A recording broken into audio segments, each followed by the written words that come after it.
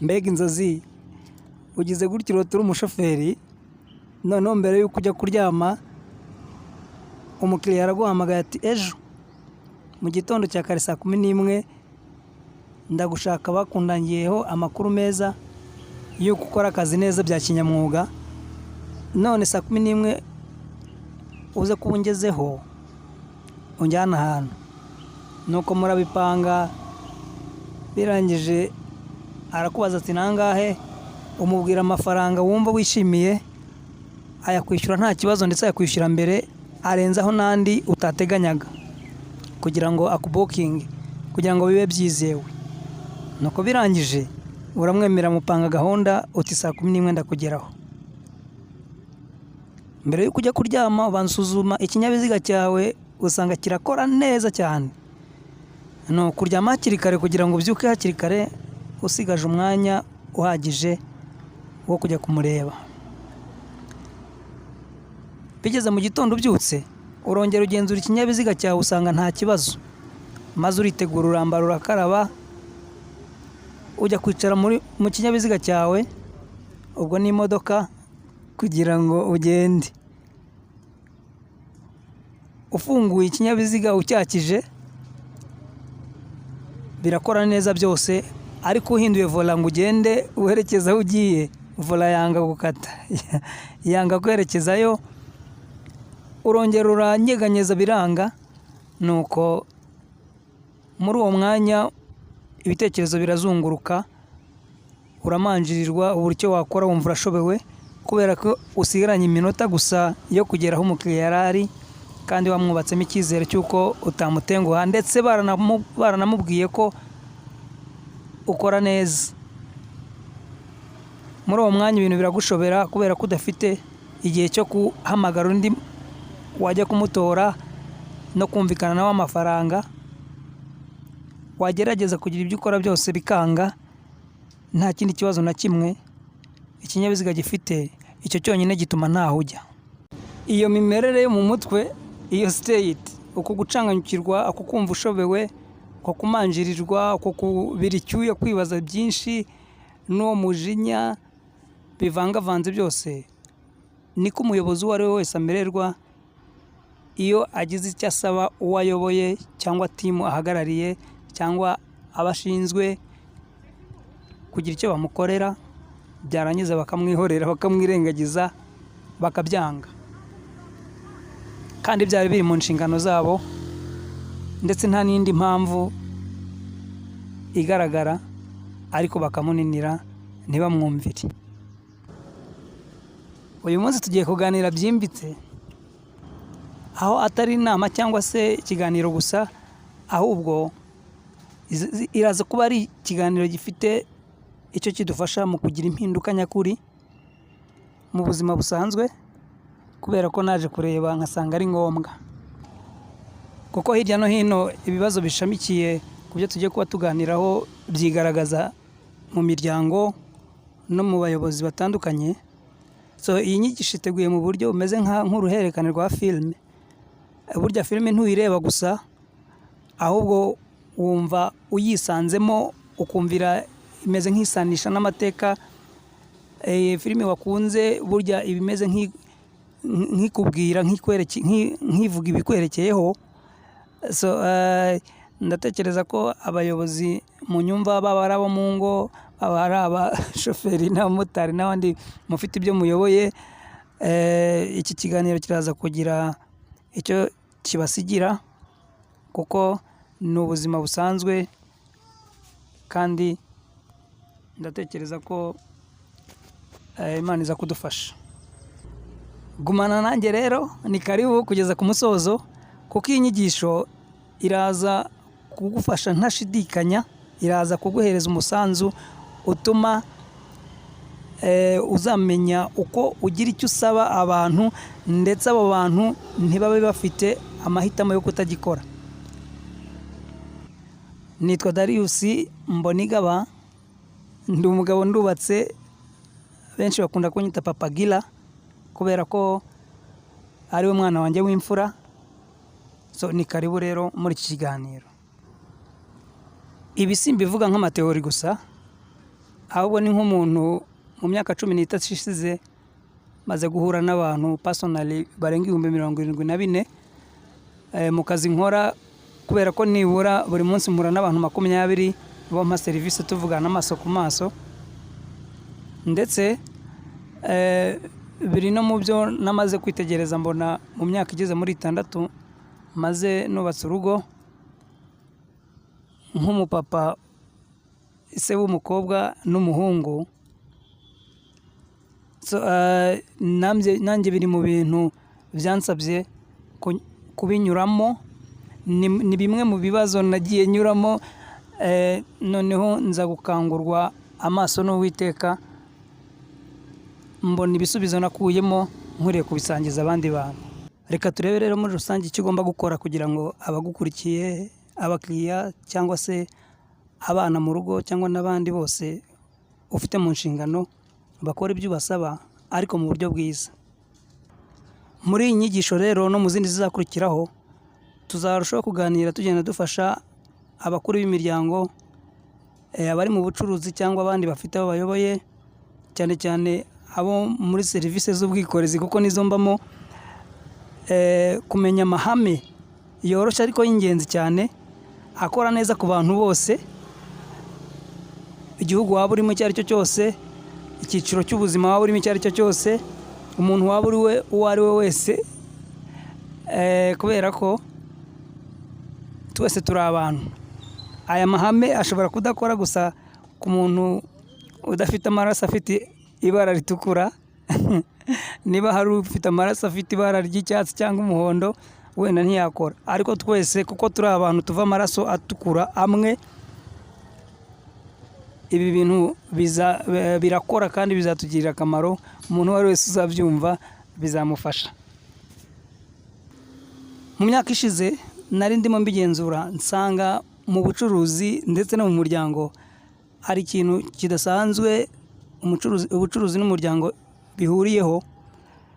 Icyo kintu ntabwo ari ukubura amafaranga cyangwa kubura ibindi, ahubwo ni ukubura kumenya gukoresha imvugo n'ibiganiro byuje ubwenge.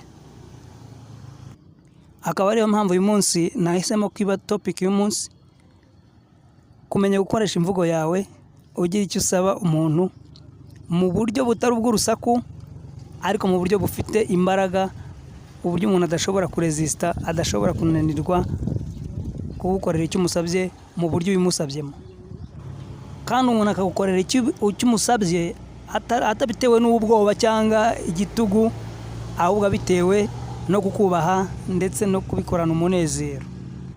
Erega burya iyo amagambo yawe afite agaciro ndetse n'ibyo uvuga byifitemo imbaraga kuko bifitiye akamaro abantu, ntabwo ari ngombwa gukoresha urusaku cyangwa guhatira abantu by'igitugu kugira ngo bumve ibyo uvuga, ahubwo babikoreshwa kubwo kukwizera. Rero uko urushaho gusakuza no gutontoma no gukoresha imvugo ikakaye ndetse y'iterabwoba, burya ni uko urushaho kugaragaza intege nke imbere yabo ubwira ndetse n'abakumva cyangwa se abo ushaka ko bagira icyo bagukorera. Reka dufate urugero, umumotari afite gahunda yihuse, ageze mu mujyi, ari mu mujyi wa Kigali, arimo arava ahantu ajya ahandi, ariko ageze ahantu hahuriye amayira menshi, tuvuga nk'aho imihanda yambukiranya cyangwa se ahandi hameze nk'aho hamwe hakunda kuba nyine ambuteyage. Mu gihe afite pressure yihuta, imbere ye asanze abantu barahagaze, abanyuze harihuse, ageze imbere asanga ni kamyo iri gupakurura umucanga iwumena hakurya y'umuhanda, ariko iteye amapine mu muhanda ku buryo yateje ikibazo cyo gukomeza, yateje ambuteyage, bya bindi bita ngo ni traffic jam.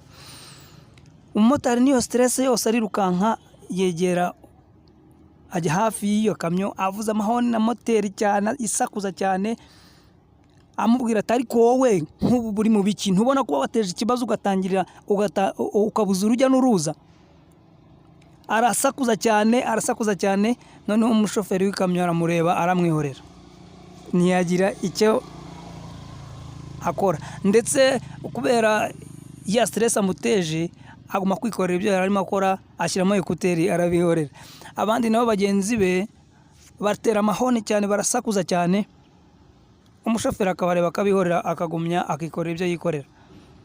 Noneho mu kanya gato tekereza ko haje undi uzi aya mahame tugiye kuba tuganiraho. Aragenda aramwegera, ava kuri moto, agenda azamura ikirahure cya kasike, aramubwira ati nyakubahwa, biragaragara ko mu by'ukuri uri mu kazi, urimo urapakurura umucanga, ni ibintu byumvikana, ariko nari mfite puresha, mfite ahantu ngiye nihuta, wamfasha uko mbona hari akanya gatoya inyuma hariya nakinyegezamo, nakitsindagiramo nkahanyura nkakomeza, wamfashije muvandi ko ndi kwihuta rwose. Umushoferi yumvishe iyo mvugo yuje ubugwaneza, idafite igitutu n'icyubahiro amuhaye, ahita amubwira ati okay, reka mbe ndetseho gatoya, genda uhiseseke nta kibazo, ubu numara kwambuka uhita umbwira nkomeze akazi. Amuhereza akayira gato, arangije amaze kunyuramo aragenda aramupepera, aturakoze cyane boss. Undi nawe aramuwevinga, azunguza umutwe ati yego urakoze nawe. Nuko ahita yongera yikomereza akazi, amena umucanga, abandi barategereza, n'urusaku ntacyo rwabamariye. Iyi nkuru mbabwiye ni inkuru igaragaza uburyo abantu babiri bashobora guhura n'ikibazo kimwe, ariko bitewe n'imvugo ikoreshejwe, hakoreshwa imvugo y'uburakari n'igitutu no kutamenya kuvuga mu bugwaneza, na serivisi wari guhabwa inashoboka ukayimwa, ariko undi yakoresha imvugo yuje ubugwaneza n'ikinyabupfura no kudakomeza ibintu, agahabwa serivisi wowe wimwe. Ibi birasobanura yuko ijwi ryoroshye rishobora gufungura imiryango yananiwe gufungurwa n'ijwi rikanganye ry'igitutu n'igitugu n'uburakari. Noneho reka tujye mu rugo, tubivane ku muhanda tubijyane mu muryango. Umupapa umwe arasakuza cyane ati ariko aka gasuzuguro kanyu ko mba nababwiye yuko mugomba gutunganya kino cyumba, kuki mutabikora? Umwana abibwiye aramureba, aramwihorera, arituriza kugira ngo hato batanavaho bamwikubitira. Ariko undi mupapa ati Chantal, waramutse neza? Niba ntibeshye ndibuka ko twumvikanye ko iki cyumba cyari kuba gisukuye, ese wamfasha ukabikoraho? Nuko Chantal umwanya agahita atangira akagenda ati papa, uzi ko nari nabyibagiwe koko, reka ngende nyitunganye kandi murakoze kunyibutsa. Rero haba ku muhanda, haba mu rugo, haba muri ofisi, haba hehe, haba mu bucuruzi, haba mu isoko, uko ukoresha ijwi ryawe rifite ubukana cyangwa rifite ubugwaneza, nibyo bizatanga umusaruro uzavamo. Abantu bashobora guhitamo kutakumvira kubera igikabwe, cyangwa bakakumvira no mu bintu bigoye, ariko kubera uburyo bw'ikinyabupfura ubasabyemo ibintu. Hari ababyeyi bahora bibaza kenshi batari ku mwana wanjye yabaye iki, ese baramuroze kuki atanyumva? Igisubizo mu by'ukuri tugiye kwibaza kenshi, hari ibintu byinshi bitandukanye, ariko igisubizo nyamukuru ushobora gusanga atari ibyo uvuga, ahubwo ari uburyo bivugamo, cyangwa ugasanga nicyo kibazo nyine. Muri business akenshi ushobora guhura n'abakiriya 30 uvugana nabo, ariko nibura niba 3 muri bo bumvishe bataguwe neza kubera ijwi ukoresheje, ntabwo bazagaruka. Kandi iyo ntabwo ari amafaranga uhombye gusa, iyo ntabwo ari business yangiritse gusa, ahubwo hangiritse n'izina ryawe burya. Nuko rero tutabiciye kure, haba mu muryango cyangwa mu bucuruzi, burya amagambo yawe ashobora kubaka isi yawe cyangwa akayisenya. Aho ntabwo twabeshyana pe. Nko mu muryango, ijwi cyangwa imvugo yuzuyemo ubwenge ishobora kubaka icyizere hagati y'ababyeyi n'abana, ishobora gukuraho stress, igitutu n'imvururu mu rugo, ishobora gutera abana kukumvira no gukora ibyo basaba, atari ukubera kugutinya gusa, ahubwo ari ukukubaha. Mu bucuruzi rero ubwo reka twivugire cyane cyane ku muhanda no muri transport, abashoferi cyangwa abamotari, imvugo nziza n'ijwi ukoresha ririmo icyubahiro no kudasakuriza abantu ahubwo kubasabana ikinyabupfura n'ubugwaneza bishobora gutuma abakiriya bawe bazajya bahora bagaruka, bishobora kukubakira izina ryiza ukinjiza amafaranga menshi, bishobora gutuma ukora akazi kawe neza nta munaniro nta stress, utuje kubera ko ibintu biba ari amahoro nta mvururu zirimo. Ubwo rero iyo mvuga abayobozi imba ndi kuvuga mwebwe bahagarariye ingo ndetse namwe mutwaye ibinyabiziga ku muhanda, nimwe bayobozi. Yego ufite vola, ufite urufunguzo mu maboko yawe nk'umushoferi cyangwa ufite n'inkoni yo gutungira abo uyoboye aho berekeza, ariko ijwi ryawe rizatuma bajyayo cyangwa ntibajyeyo bitewe niba ubakanga cyangwa se ubabwiza ubugwaneza. Ubwo tugarutse ku rundi ruhande, abadukurikira, abayoboke bacu, abo tuyoboye mu muryango n'abana n'abandi bagize bari mu rugo, noneho ku muhanda muri transport mu bwikorezi, abadukurikiye abo tuyoboye n'abagenzi bien sûr birumvikana. Mu by'ukuri kugira ngo bumve icyo babwira kandi bagukurikire birasabamo icyizere, birasaba ko baba bakwizeye, ariko bumva neza ibyo babwira n'ibyo basaba. Iyo bumvishe bahawe agaciro mu byo babwiye, nibwo buryo bwiza bwo kugira ngo abantu bumve bashyizwe muri mood, bashyizwe muri essence, bafashwe neza kugira ngo bakore ibyo umuyobozi abasabye. Reka dufate urugero, niba uri umushoferi ukaba uhabwa ikiraka n'umuntu ugomba gutwara bya buri gihe akajya gukereza, umushoferi umwe ashobora guhitamo ati akavuga ati ese wakunda tukajya tuzinduka igihe twumvikanye tukacyubahiriza kugira ngo ntitubangamirwe twese. Undi ati ariko ukunda guhora ukererwa, njye ndabona n'aka kazi kawe nzakareka, ubwo wagiye ureka gutinda. Ibi ngibi birambabaza bigatuma mpomba amafaranga, kandi n'amafaranga umpereza ntica ntikize. Uzi ko ibi ngibi biba birutwa no gutwara umuntu mpuye nawe ku muhanda. Ubwo hagati y'abo bantu ari wowe ushyize mu nyurabwenge, urumva bose mu by'ukuri bagamije ko havaho ikintu cyo kubakereza ubuzima bugakomeza, ariko urumva ari indi uzumvirwa mu by'ukuri. Cyangwa mu muryango nawe reba wa mugore ubwira umugabo we ati ariko uzi ko utajya umfasha, ubundi ubu ngubu nzaguma nkora imirimo yose njyenyine, ntushobora gutinyuka kumfasha na rimwe, we nukuza ukaguma wimanikiye ukuguru hariya gusa. Noneho ku rundi ruhande utekereza undi mugore ubwiye umugabo we ati reka dufatanye rero, ndabona kino cyumba turimo gifite isuku nkeya kandi numva mu by'ukuri imbaraga zanjye ari nkeya, ese wamfasha tukagisukura? Uratekereza ko muri abo ngabo ninde umugabo azumvira? Umuntu wari wese akeneye guhabwa icyubahiro n'agaciro kugira ngo akore ibyo bamusabye nubwo byaba biri no mu nshingano ze. Ubwo rero niba abakiriya bawe batajya bagaruka, ushobora gusanga atari uko imodoka yawe isa nabi cyangwa ari mbi, ahubwo ushobora no kureba niba ijwi ryawe ari ribi. Mu muryango abana bashobora kudakora icyo uvuze, atari uko mwabuze amafaranga cyangwa atari uko babuze n'icyo kurya, ahubwo ushobora kureba uburemere bw'ijwi ukoresha, ndetse hakaba no kumenya n'ikigero bagezemo.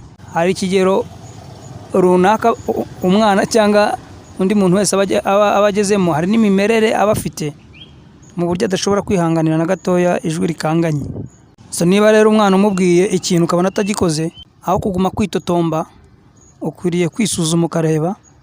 Ushobora gusanga atari uko yivumbura cyangwa atari uko ari umunyagasuzuguro, ahubwo ari uko akenshi ahora abona ntawe umutega amatwi, ntawumva ibyifuzo bye, ari uguhora abwirwa amabwiriza gusa, ariko atanafashwa uburyo ibyo yabwiwe, atanafashwa kumenya uburyo yanabishyira mu bikorwa.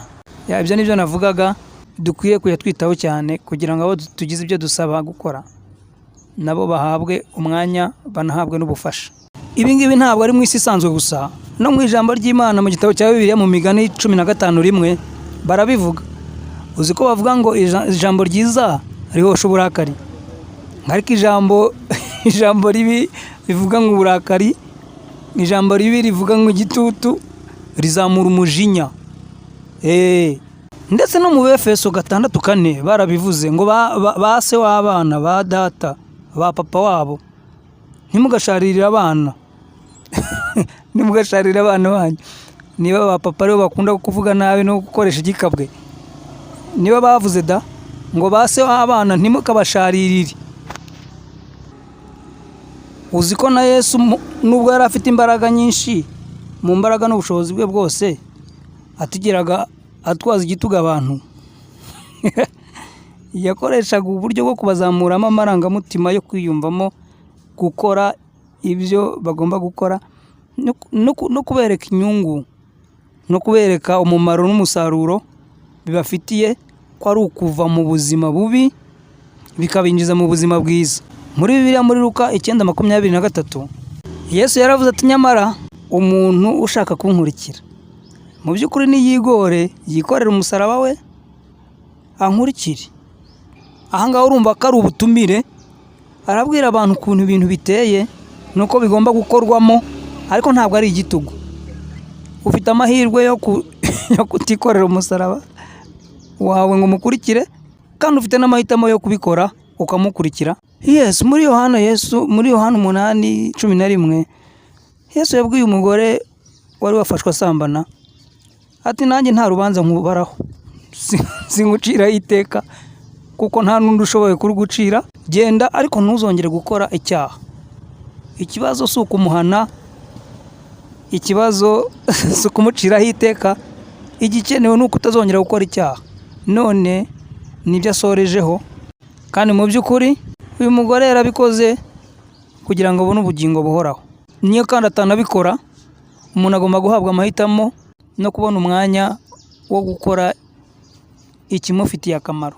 None se mu Byahishuwe igice cya 3:20 ntihavuga ngo, dore mpagaze ku rugi ndakomanga, nihagira umuntu wumva ijwi ryanjye akankingurira, nzinjira iwe.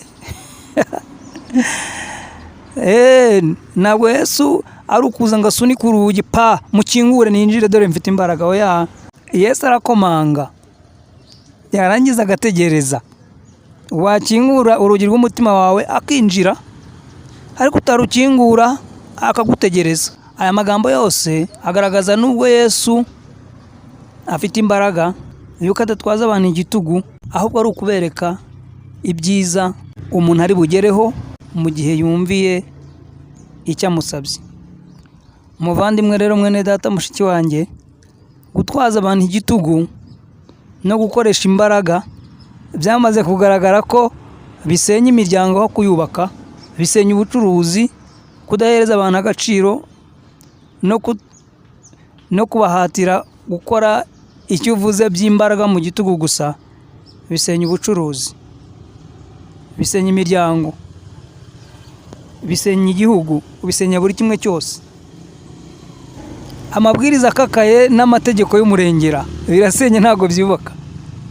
Abantu bagomba kugaragarizwa inyungu ziri mu byo bagomba gukora, barangiza bagahabwa umwanya wo kubitekerezaho, bagafata icyemezo cyo kubishyira mu bikorwa. Ikindi kandi bakazamurwamo amarangamutima, bagaterwa akanyabugabo ko kubikora bishimye, apana kubikorana ubwoba. Bakanashyirwaho n'ibihembo yewe byaba ngombwa. Ariko kandi kubaterera iyo ukananirwa, ukirengagiza ibibazo bihari, ibigomba gukorwaho biteje inkeke ntibikorweho hakiri kare, abantu ntibasobanurirwe ibyo bagomba kureka n'ibyo bagomba gukora, ibi nabyo bizasenya. Kuko no muri Bibiliya batugaragariza ko umugabo witwa Eli nawe byamubayeho,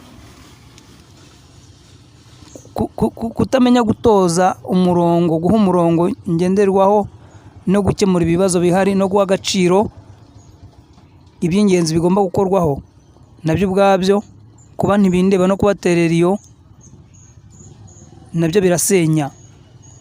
Abantu ntibagomba kwirengagizwa, abantu bagomba guhabwa umurongo no kwerekwa uburyo bigomba gukorwamo, ariko mu buryo buhoraho budacika intege, consistency, mu buryo bw'ubugwaneza ariko buhoraho, apana kureka ibintu ngo bigende bisandare, oya, ngo bigende byangirike. usanga urugo rwarangiritse, usange bizinesi yarangiritse, usange imiyoborere byarapfuye, ngo ni ukugira ngo abantu babone umudendezo. Oya, ntabwo ariko bigenda.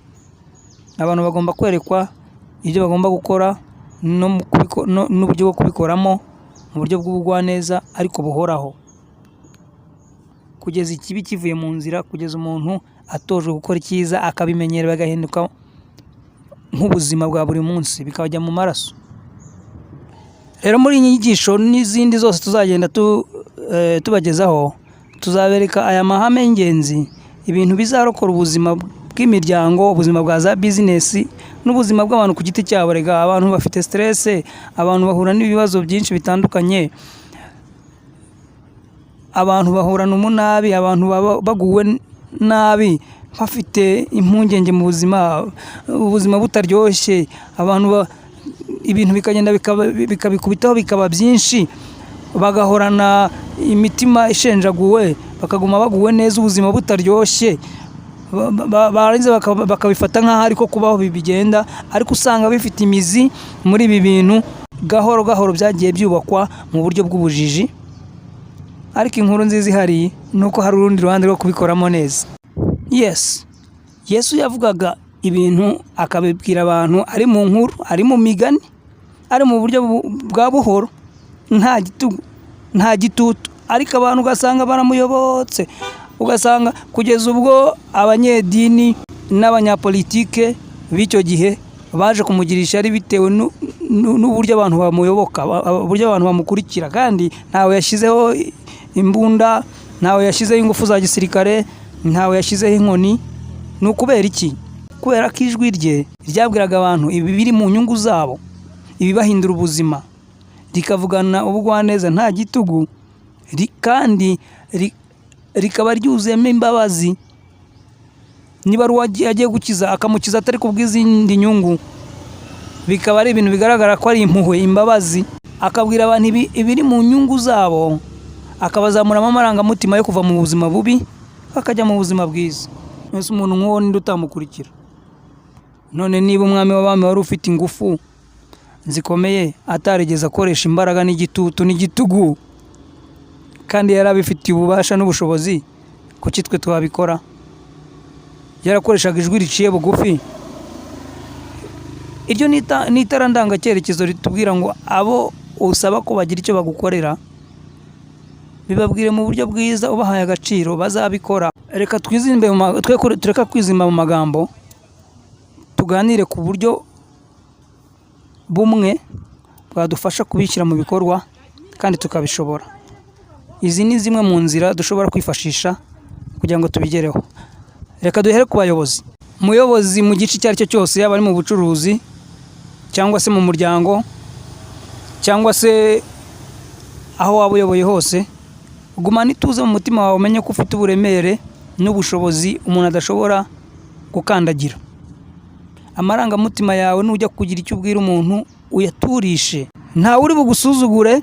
Ibyo gutekereza ngo baransuzugura birakuzamuramo amarangamutima atariyo, bituma ukoresha ububasha mu buryo butari buzima. Tuza, nujya kugira icyo uvuga, ukivugane amarangamutima atuje, uvuge ibiri mu nyungu z'abantu. Abantu bazakumva bagukurikire nta kibazo. Ikindi cya kabiri, nujya kugira icyo usaba umuntu gukora, bibaye byiza wajya uvuga izina, kugira ngo bibe bitomoye neza, umuntu amenye ugira icyo usaba nta rujijo. Urugero, uvuga uti Jean cyangwa Yohana, ndagushimira kubw'iki n'iki, cyangwa se Iyakaremye we, ese wamfasha kuri iki ngiki? Apana kuvuga ngo wesha, cyangwa za mvugo zindi abantu bakoresha mu buryo nyine bwo kugaragaza ko akuri hejuru. Biriya ntacyo bimaze. Umuri hejuru ni byiza, ariko si ngombwa kubimwereka kuko arabizi, kandi urimo urubaka urukuta mu mutima we rutuma icyo uzamubwira atazagikora cyangwa gikore nabi, cyangwa n'ubu udahari ntagikore. Niba hari ikintu usaba ko umuntu agukorera, musobanurire neza uburyo agomba kugikoramo. Ntabwo ari akazi bikongerera, ahubwo biragukuraho uburakari uzagira n'imitsi yo mu mutwe zenda guturika kubera kwibaza impamvu umuntu atakigukoreye nyine. Bitomore, ube clarifie, ube specific, uvuga uti ndashaka nkorera iki ngiki, umusobanurire neza. Ikindi, sobanura amagambo neza mu buryo bwiza, ku buryo umuntu ahava azi ngo umuntu aransaba gukora iki ngiki, imvugo akoresheje isobanuye iki ngiki, nta rujijo, nta kwitiranya. Iyo umuntu umubwiye imvugo iri mu rujijo bituma atagukorera icyo agomba kugukorera, ndetse binabaye byiza wanamubaza uti se wumvishe icyo nkusabye kunkorera ugiye kugikora, akabanza akanabigusubiriramo. Iyo uri gusaba umuntu kugira icyo agukorera, jya usigamo akanya, uvuga, utuze, usigamo akanya. Mu gihe ucecetse, ibintu mu buryo psychologique, mu buryo bwo mu mutwe, mu buryo bw'intekerezo, akanya umuntu asiga hagati y'interuro n'iyindi kagira icyo kamara mu matwi y'abantu bari kumwumva. Pana kudondobekanya amagambo interuro 15, 20, 30 umuntu ataranumva ngo buragiye ngo mfite akazi kenshi. Oya, jya uvuga buhoro buhoro kandi usigamo intera yo gufasha abakumva ibyo bagomba kumva. Izo zari inzira zigomba gufasha abayobozi cyangwa abantu abo ari bo bose basaba abandi kugira icyo babakorera. Reka noneho twibande ku zindi nzira natwe abagisabwa, abayoboke, abakiriya, abagenzi, abana mu rugo, abantu abo ari bo bose, abayoborwa hirya no hino. Dore inzira zishobora kudufasha kubana neza n'abayobozi bacu nk'uko bikwiriye. Niba uri umuyoborwa cyangwa ari umuntu usabwe ikintu n'umuntu, tega amatwi wumvishe umutima. Buri gihe cyose iyo umuntu agukosoye, ntabwo bivuze yuko akwise umunyantege cyangwa ikigoryi cyangwa ubundi mu bundi buryo. Nawe gira amarangamutima mazima. Hagomba kubaho uyoboye, hagomba kubaho n'uyoborwa, hagomba kubaho utwaye, akabaho n'utwawe, kugira ngo urugendo abantu uko ari babiri bagere aho bagomba kugera. Nta buryo na bumwe abantu barenze bangahe hagomba kuburamo umuyobozi. Ni ukuvuga rero, iyo umuyobozi agusabye gukora ikintu, ntibisobanura ko agusuzuguye. Tega amatwi ufite umutima wo kumva no kumvira. Bizakurinda stress, bizakurinda umutima mubi mu buzima, bizakurinda guhanwa, kuko inkoni yitwaje n'ububasha afite biramutse bikoze bishobora kukubabaza. Gira amarangamutima atuje. Kuyoborwa ntabwo bivuga gusuzugurika. Niba hari n'ikintu ugiye gusaba umuyobozi wawe, ujyane mu mutima imyumvire ivuga ngo ashobora kumbwira ngo yego, ashobora kumbwira ngo oya, cyangwa ashobora no kumbwira ngo tegereza. Ibyo bizagufasha kugira umwuka mwiza no kumva uguwe neza mu mutwe mu gihe kimwe muri ibi bisubizo uko ari 3 ucyakiriye, kuko waje ntibigutunguye, waje aricyo witeze, waje uzi ko bishoboka. Niba hari ikintu umuyobozi cyangwa umuntu ukuyoboye agusabye gukora, gikore vuba, mwumvire, ntacyo bitwaye, bituma icyizere kizamuka. Niba hari ikintu umuyobozi agusabye gukora, akakigusaba mu buryo bw'ubugwaneza, akakigusaba mu buryo buzima, mushimire nawe. Ni nko kumutera inkunga no kumusaba kuzaguma kubikora cyane. Ushobora kuvuga turakoze kunsobanurira, uzi ko ibintu najyaga kubikora mu bundi buryo. Mutera abayobozi kumva bafite icyizere. Ikindi, mubatera inkunga n'akanyabugabo mu gihe ibintu babikoze neza, bizatume bakomeza kubikora. Ikindi cya nyuma, mugomba kwibuka mwebwe abayoborwa cyangwa abasabwa gukora ibyo musabwa gukora mubisabwe n'abayobozi mu mwanya runaka, mugomba kubasengera, kubera ko amahoro yabo azatuma namwe mugubwa neza, mugira imbaraga. Mu gihe bafite imvururu, mu gihe batameze neza mu mutwe, muzagubwa nabi namwe. Ni ngombwa gusengera abayobozi kugira ngo ibintu bigende neza. Reka nkubwire kuri iyi mibare. Wari uzi ko 80% by'abakiriya bagaruka biba bitewe n'uburyo bavugishijwemo, atari byo babagurishije?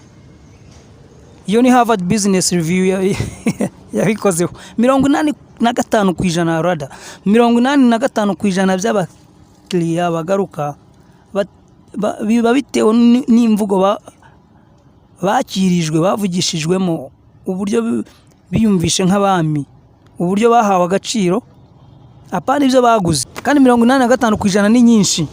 Abana nabo mu muryango 70% bashyira mu bikorwa ibyo basabwe iyo bavugishijwe mu ituze no mu bugwaneza kuruta iyo babwiwe mu gitugu. 70% ni nyinshi cyane. Noneho mu biganiro hari umuntu uhagaze ubwira abantu mu biganiro kwabikora ku marangamutima, 38% yihariwe n'ijwi. Uburyo abantu babisobanukirwa mu 38% byihariwe n'ijwi umuntu akoresha. Iyo ukoresha ijwi ryoroheje kandi ryiza, abantu bashobora kubisobanukirwa. Ari uri kwigisha, ari kubwira, ari usaba ibyo bakora, bashobora kubisobanukirwa kugira ngo babashe kubishyira mu bikorwa. 38% biterwa n'ijwi ryakoreshejwe. Nawe tekereza mwitangiriro, muri Bibiliya mwitangiriro Imana yaravuze ngo habeho ijwi ikoresheje rituma ibintu biremwa, ibintu bibaho. Yaravuze ngo habeho. Yego, wari uzi ko nawe ijwi ryawe rishobora kurema icyizere mu rugo? Uzi ko rishobora kurema amahoro mu muhanda? Ari ku muhanda ijwi dukoresha muri ambuteyage, abantu bari kubira ibyuya bategereje feruje, umuntu ashobora kuza akagukozaho ipine cyangwa akagukandagira. Ijwi ukoresheje rishobora gutuma imvururu zivuka n'abapolisi bakaza bitari ngombwa.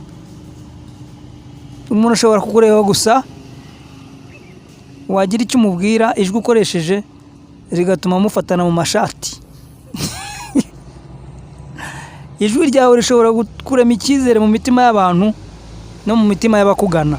Rero iyo duhisemo kuyobora no kugira ibyo dusaba abantu dukoresheje ijwi ryoroheje kandi ryuje ubwenge, tukabatega amatwi, tugakosora mu rukundo mu gihe bibaye ngombwa, tuba twubaka ibintu bizaramba.